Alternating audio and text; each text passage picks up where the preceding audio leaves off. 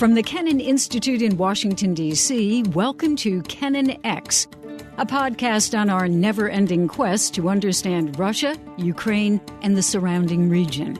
I'm your host, Jill Dougherty.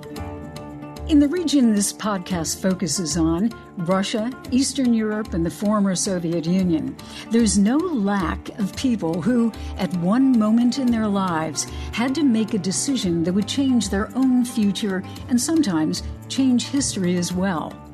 I had a chance to talk with one of those people just a few days ago. Her name is Svetlana Tikhanovskaya. She's 38 years old, and until about a year ago in May, she was a mother living in Belarus who had stopped teaching in order to raise two children, one of whom has a disability.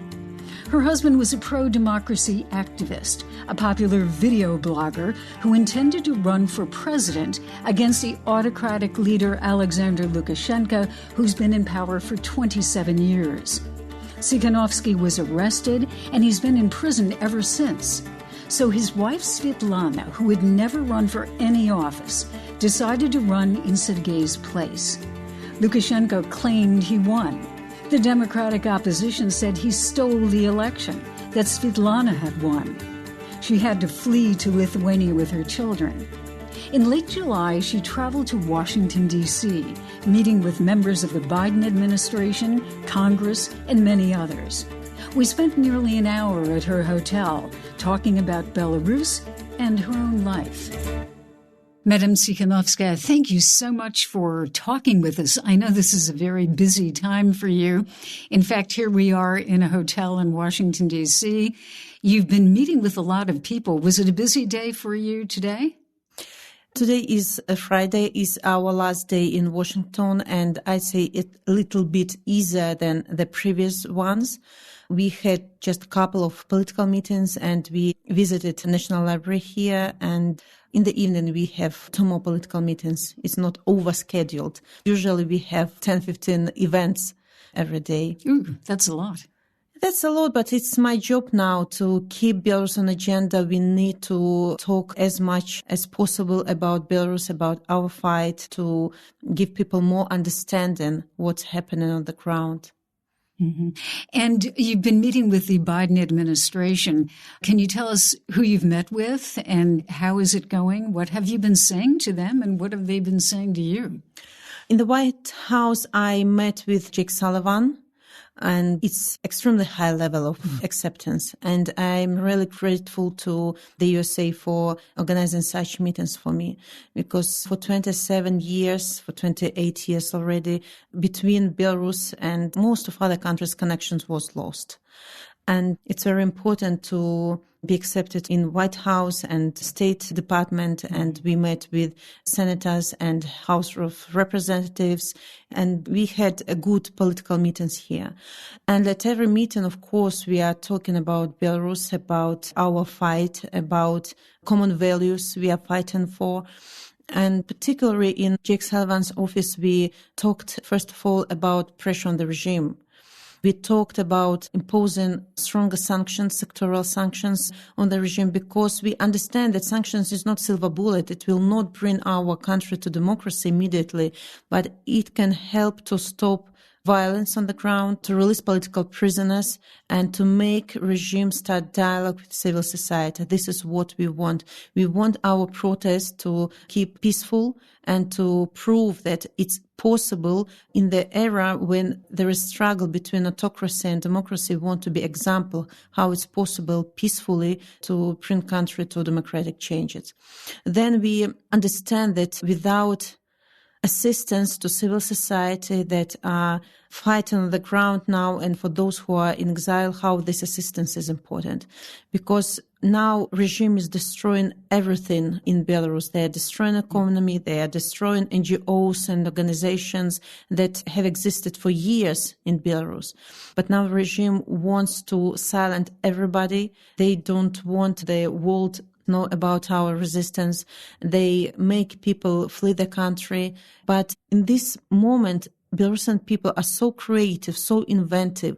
Our mass media was destroyed. People had to relocate, and they continue to spread the word about Belarus. They continue to collect news from inside. It's already usual. People are becoming journalists on the ground. They send videos, they send pictures from enterprises, from all the regions just to inform us what's going on. And the third point of our discussions was vision of future Belarus, because we understand that we are in our struggle now. It's very difficult path to democracy, but we have to think not only about fighting, but also about future Belarus. We want our country to be safe and prosperous, and we ask for macro aid in New Belarus. The European Union has already launched a Belarus Comprehensive Plan. It means that after new elections, European Union will help us with financial aid just to restore economy, to health reforms, economic reforms, educational reforms, medical care reforms in Belarus, to stabilize the situation in Belarus. And if the USA would launch something like this, would declare that the USA will be with us after changes in Belarus, it will be a strong signal to Belarusians themselves and to those who are still supporting Lukashenko's regime. They are supporting the regime not because they want to do this. The majority of people want changes. People are fed up with absence of law in our country, with human rights violations, but they also afraid. People in the regime are scared. It's like mafia. It's easy to enter this regime, but it's difficult to leave it. So our task is to show alternative for those people who are still keep loyalty to the regime. Let me ask you on the sanctions. The Belarusian economy, I don't know it very, very well, but I know it well enough to know that it's a little different. And I'm just wondering what kind of sanctions you would suggest to really, I'm sure what you want to do is damage Lukashenko's regime. What kind of sanctions are you talking about? The most important enterprises of our country are monopolized with the state. And we want put heat on sectors of our economy like potash, like petroleum, steel, wood, and financial sphere of the regime. So we think that it's the powerful leverage to influence behavior of regime and his cronies. Yeah. And then you're talking about aid, but of course, it sounds like the Europeans are talking about get rid of Lukashenko, then we will help you. So that raises this issue, which is the main one. How do you end the regime of Lukashenko? I mean, realistically, because we've seen, and the world has been watching for basically a year, these protests for very brave people on the streets.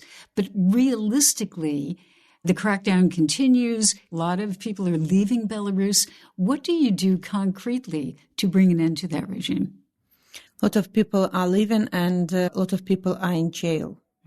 And we have to stop this. And to stop this, we have a strategy, first of all, to keep our resistance non-violent, to build structures on the ground. Now they are secret structures, underground structures, but they are appearing and more people are involved in this. So Belarusians are doing their homework.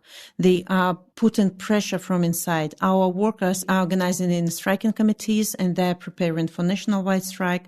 We have a chain of volunteers that are working inside the country. They are widespread in Samizdat, it's self-made newspapers, to inform people about the real situation in Belarus, especially those regions that are lack of internet or faraway regions, villages. We have about 40 different initiatives on the ground, like organizations of sportsmen, of people of culture. People are helping each other, spreading the word about the situation on digital platforms. We are using Telegram channels, YouTube channels to continue show what's going on the ground. So people on the ground, they're doing their job. It's impossible now for people to have huge demonstrations because the level of repressions is awful.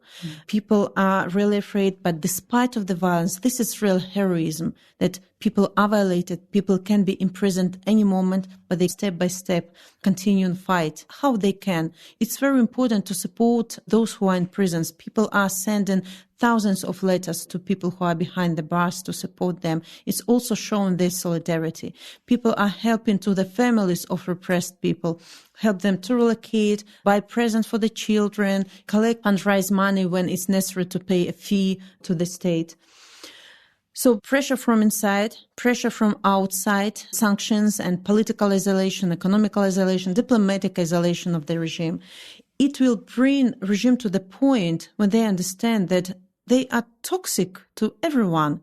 Nobody wants to communicate to them. Nobody wants to talk. Nobody can have trade relationship with the regime. And they will not have out only change behavior and start also to look for a way out of the situation. And we will be ready for this. We organized platform for dialogue. We have Coordination Council, that is a group of experts that are ready to talk with the representatives of the regime on future elections, on transition period, on new Belarus. And the processes inside the regime also going on. The businesses who are around Lukashenko now, they also understand that regime is over, it's sinking, and they don't want to share the responsibility with Lukashenko for his human rights crimes. And they have to choose if to stay within this regime and lose everything, or to communicate to civil society, to try build their businesses in new Belarus. The different processes are going on. There can be a lot of scenarios how it can happen. We don't know how it will happen for sure. Nobody can predict. Nobody predicted hijacking of flight. Nobody predicted this massive migration to Lithuania of illegal migrants. But regime is also making mistakes. And nobody knows what can happen else or what will be the last point of this regime collapsing. The Soviet Union collapsed in 6 days. Nobody predicted this, but it happened. And our people are ready on the ground to fight, to resist. And in the regime, there is no trust to each other. People are afraid of betrayal. And Lukashenko now, he's living in a bunker surrounded by a very small group of people, and they are deciding something. But in the eyes of Belarusian people, and this is the most important, that in the eyes of Belarusian people, regime is illegal. Lukashenko is illegitimate. And he lost legitimacy also in the majority of democratic countries. He can't build new relationship for Belarus. He can't fundraise for Belarus. He is over. It's evident. It's only task of time when it will happen. He's toxic, apparently, to everybody but Vladimir Putin. And I want to talk about that because his one lifeline is really Russia. And you could say he's weakened because of that. He really owes Russia. He owes Putin for loans that are keeping him afloat, for political support. But as long as Putin holds on, doesn't it mean that Lukashenko is going to be in power until Putin gives up on him? If we continue to look at this problem like this, it could never end. We should look at Belarus differently. As a separate country, we are not appendix of Russia. Yes, we have long relationship, trade relationship, but on political arena, this friendship of 2 persons only. And we want to keep good relationship with Russian people in future as well. We will always be neighbors.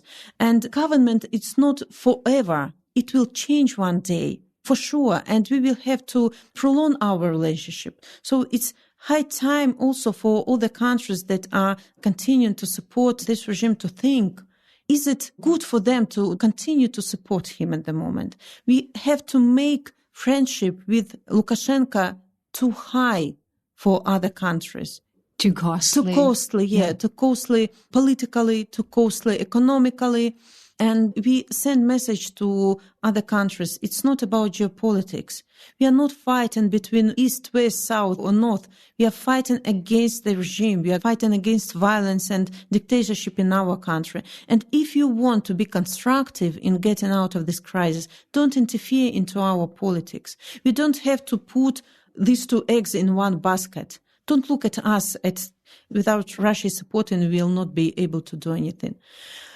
We have to. We have no choice. It's so strange to hear for Belarusians, you can't do anything. We have to.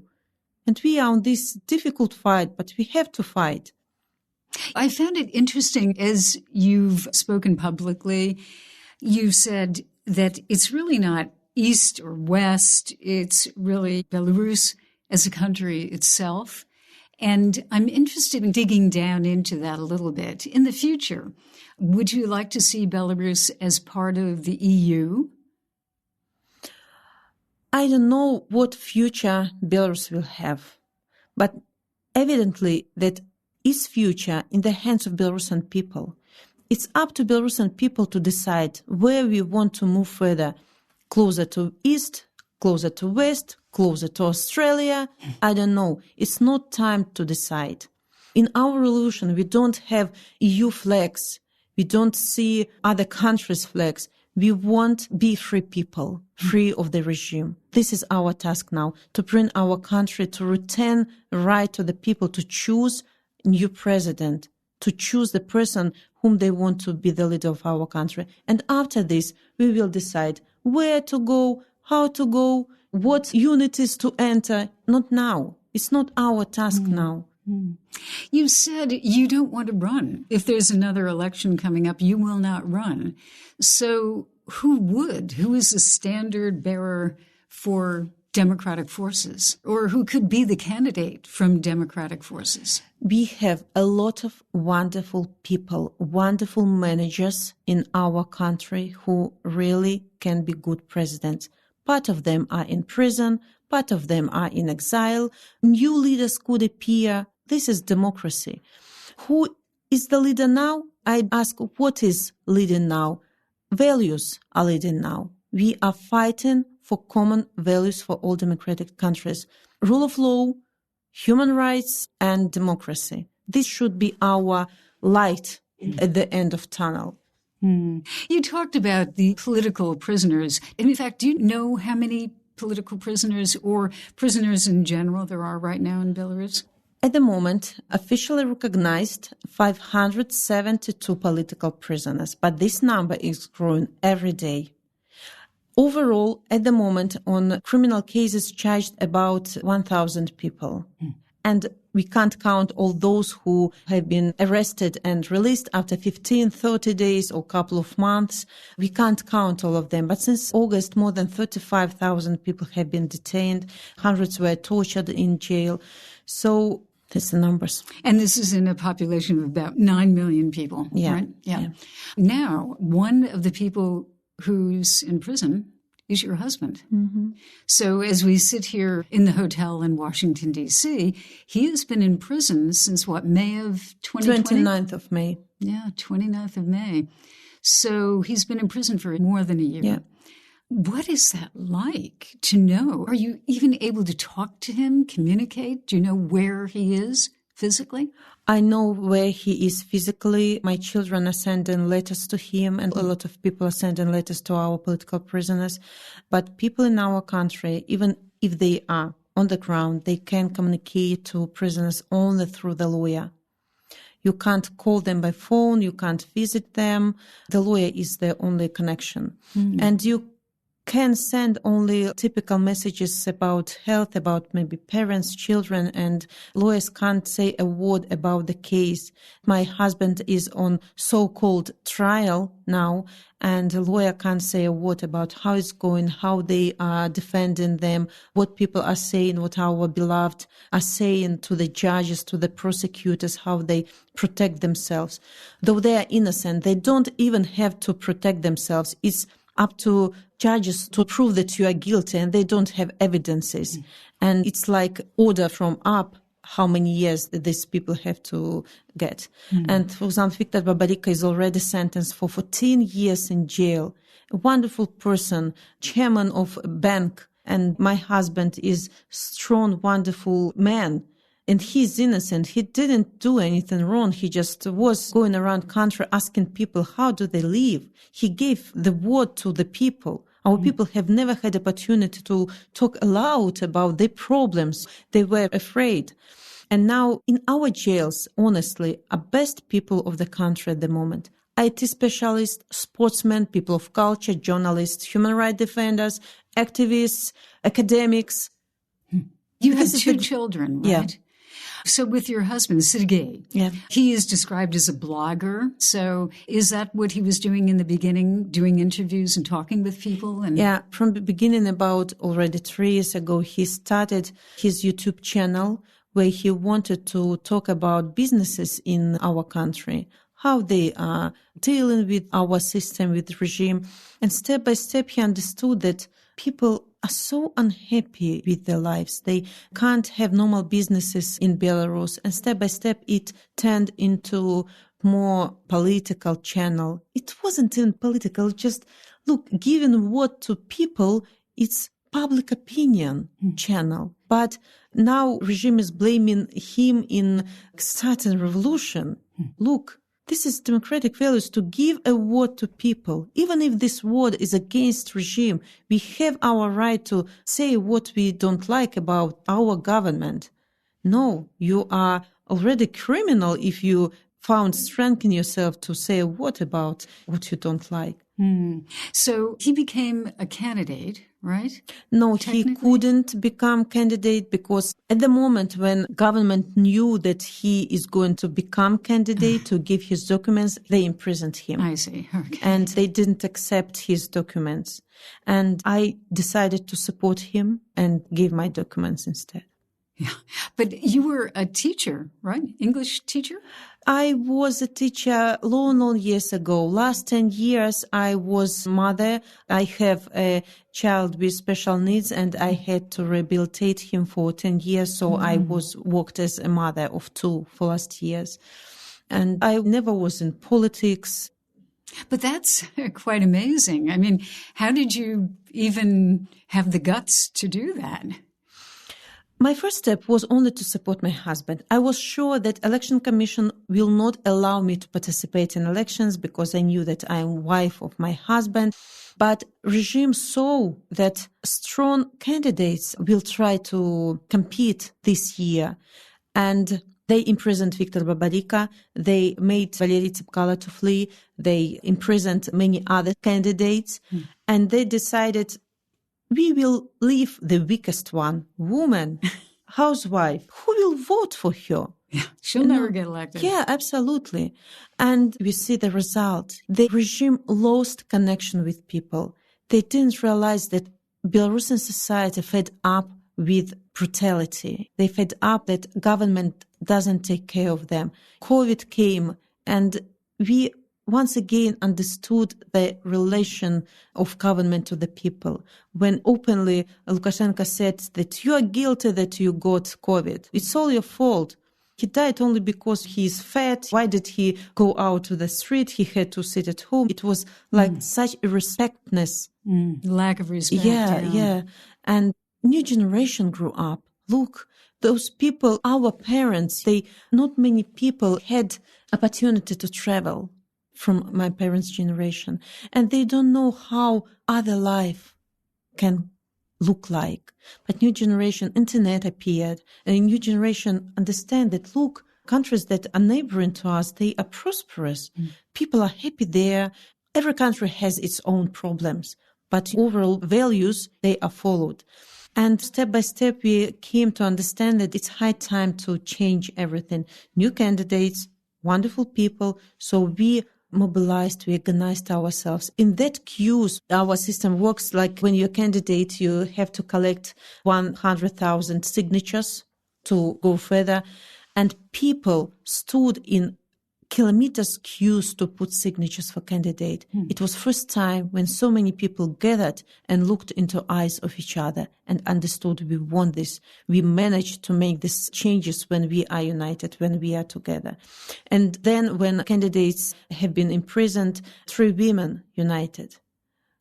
And it was also an unexpected step of the government. And we united not only by 3 women, we united the population. Because, of course, my husband Sergei had his followers. Viktor Babarika and Valery Tsepkalo had their followers as well.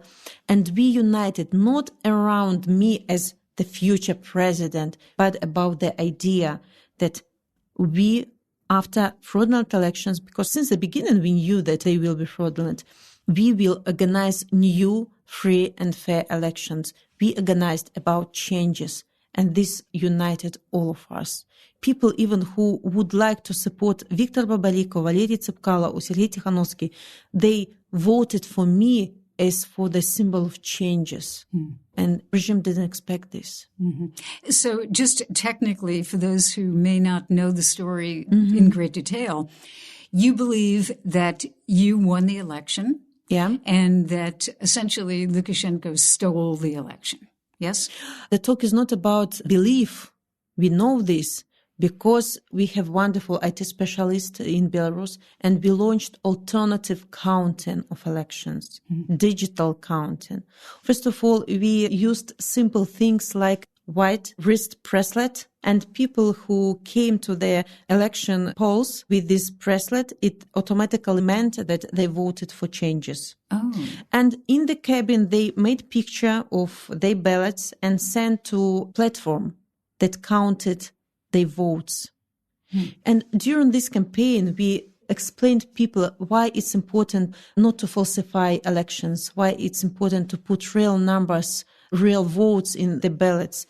And when the first ballots with real numbers appeared, it was such a significant moment. We understood that people overstepped their fear.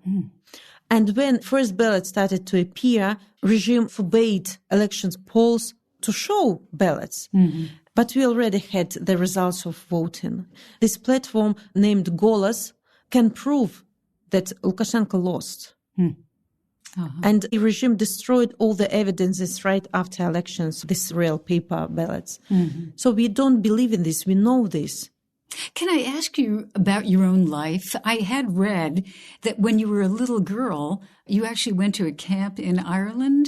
Is that correct? Yeah, that's for correct. Children who were affected by Chernobyl? Yeah, that's right. Oh, could you tell me about that? The first time I visited Ireland when I was 14 years old. I spent there only a month. And it was like to discover other world.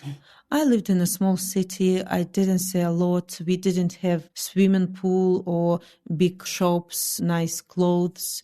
Our parents were always busy with earning money because it was lack of it, and people were not happy, In our shops, we never heard thank you or please.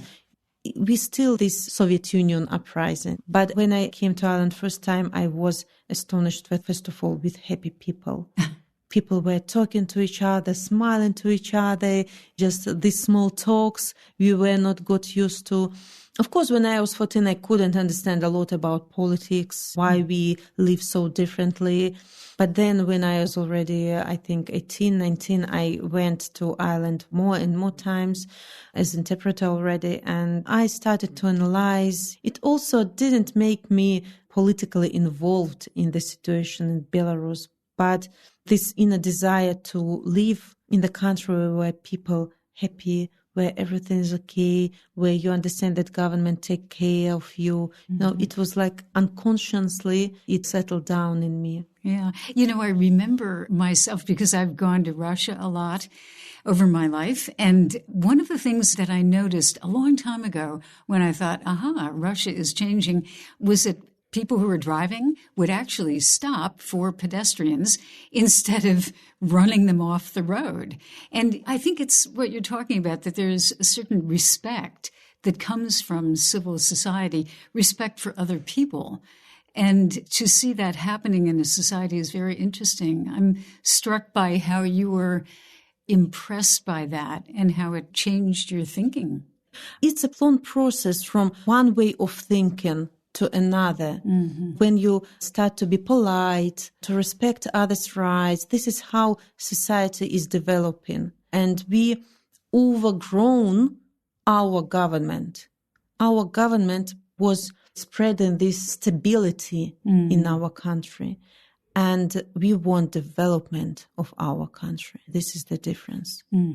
People in Belarus have really changed, too. I've talked with Belarusians who've explained that even economically, you had an IT industry that developed that helped to create a middle class, people demanding more for their own lives. And I find it very interesting. It's actually quite a sophisticated IT environment. Yeah, with development of IT spheres in Belarus, more and more people who earn good money appeared, but they worked for international companies, not like for Belarusian companies. But the interesting aspect that when revolution started, when uprising started, those people, IT specialists who earned good money, they also went out for revolution. It wasn't revolution because of poverty. All the social groups of our population went out for demonstrations. It was demonstration for dignity, for rule of law, against violence, against lie, against fraudulent elections. It doesn't matter how much you earn. It matters how you are respected by your government. Well, Svetlana Tikhanovskaya, thank you very much. I appreciate your taking the time, and I hope that you will stay in touch. I know you're going back to Vilnius early next week. And good luck there. And I hope you will stay in touch in case there are developments. You'll talk to our podcast and give us a call. We're always glad to hear you, and we'll certainly follow developments in Belarus very closely. Thank you. Thank you so much for your involvement. KennanX is a product of the Kennan Institute at the Woodrow Wilson International Center for Scholars in Washington, D.C.